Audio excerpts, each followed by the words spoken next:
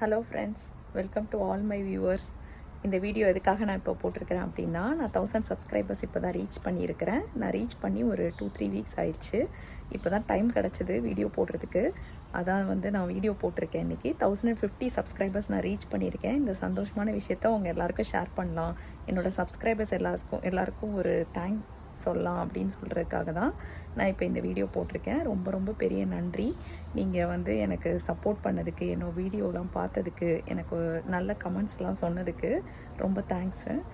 இப்போ நான் 1000 subscriber reach பண்ணிட்டேன். இதுக்கப்புறமும் நீங்கள் நிறையா வீடியோஸ் பார்த்து அதில் இருக்கிற கண்டென்ட்டுக்கெலாம் கமெண்ட் பண்ணிங்கன்னா நான் ரொம்ப சந்தோஷப்படுவேன்.